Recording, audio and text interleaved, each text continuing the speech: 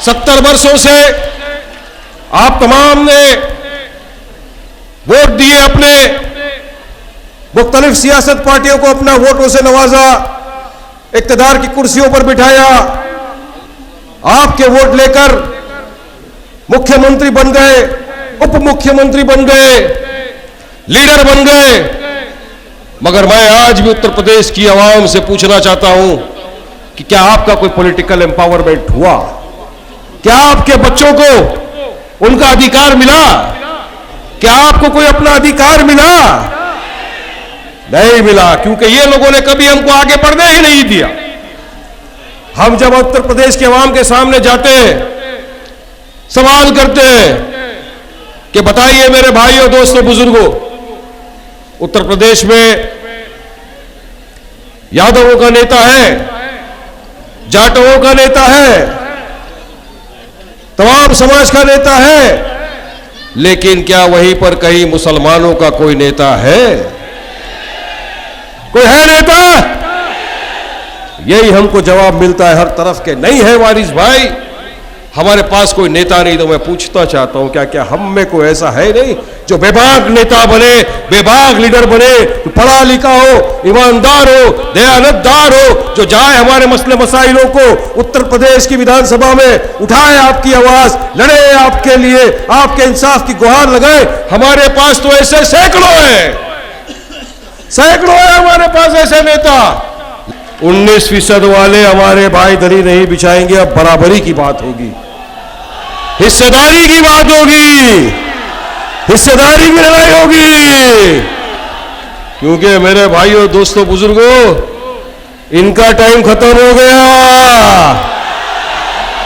अभी अपना टाइम, अभी अपना टाइम आएगा, इंशाअल्लाह आप लाएंगे और दिखाएंगी कि अगर हम मुत्तहिद हो गए, हमने इत्तेहाद पैदा कर लिया, हम एक होकर, हम एक क़यादत के नीचे आ गए, हमने बैरिस्टर असदुद्दीन ओवैसी को हमारा लीडर मान लिया, तो इंशाअल्लाह ताला उत्तर प्रदेश में कोई माइका लाल मजलिस इत्तेहादुल मुस्लिमीन को रोक नहीं सकता।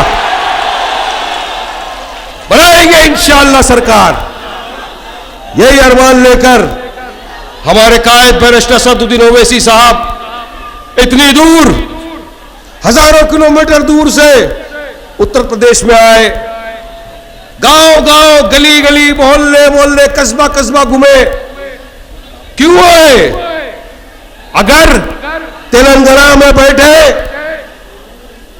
3 टर्म के एमएलए, 4 टर्म का एमपी अगर अपने घर से पर्चा भर देना, तो कसम खुदा की सामने वाले की डिपॉजिट जमा हो जाए, ऐसा ताकत। यह पावर है, अल्लाह सुब्हानहू व तआला का दिया हुआ सब कुछ है, नाम, दौलत, शौहरत, इज्जत, रुतबा।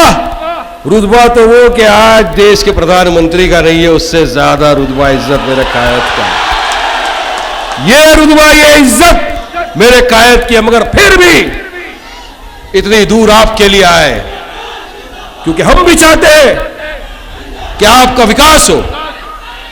हम भी ये चाहते हैं कि जो सुविधाएं हम तेलंगाना में देते हैं, अस्पतालों के माध्यम से, चाहे एजुकेशन की फील्ड में हो, वो तमाम सुविधाएं हमारे उत्तर प्रदेश के भाई बहन बच्चों को भी मिलनी चाहिए।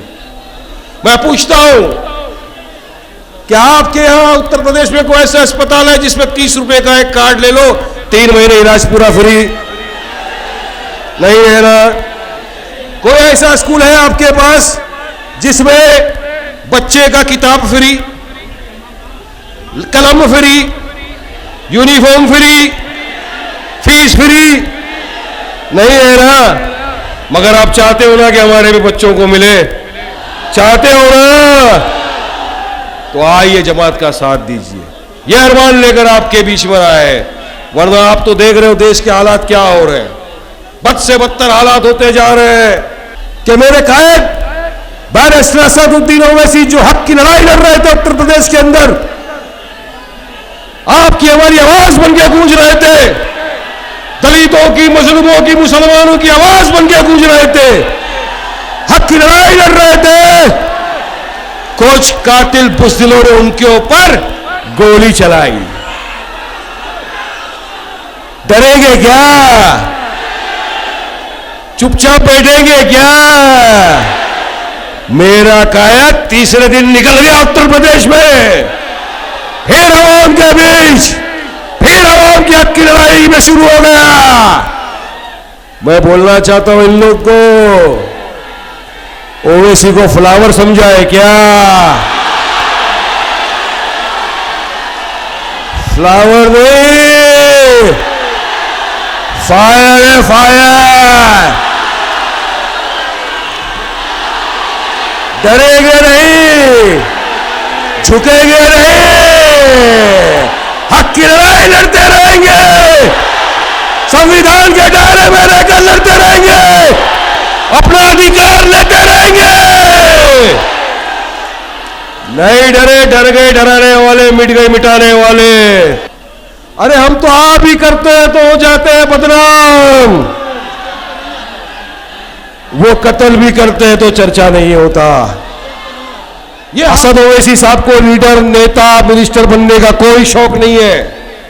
वो आए हैं आप ही के अंदर से, आप ही के अपने को किसी को लीडर बनाने, जो आपकी आवाज विधानसभा में जाके बुलंद करे, आपकी हक की लड़ाई लड़े, आपको इंसाफ दिलाए जाकर विधानसभा में।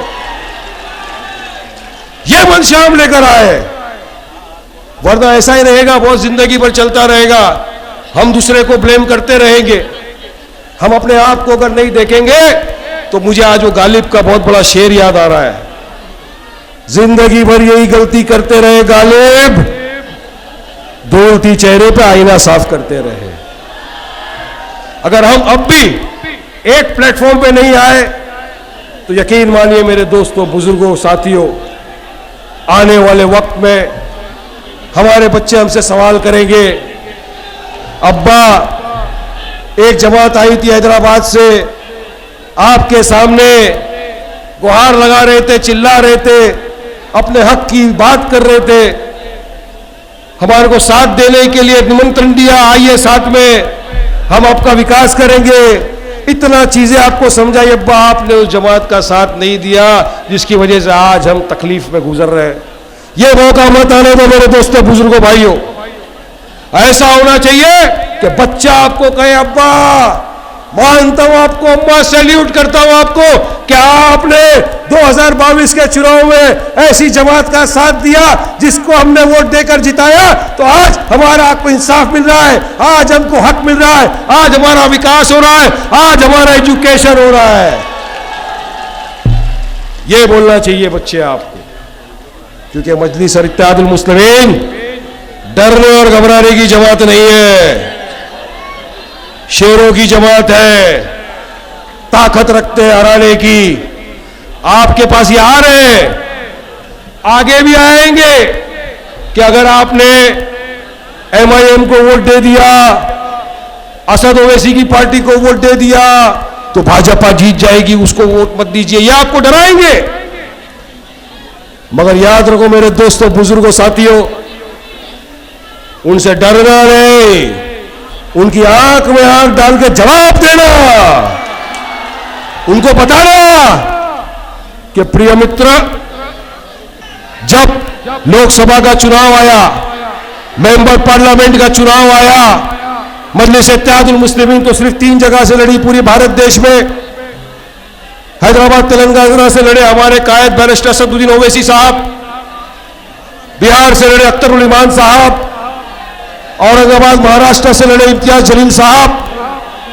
हम तो सिर्फ 3 सीटों पर लड़े पूरे हिंदुस्तान में, और 3 में से रिकॉर्ड ये है 2 सीट पर जीत कर आए हम यहां।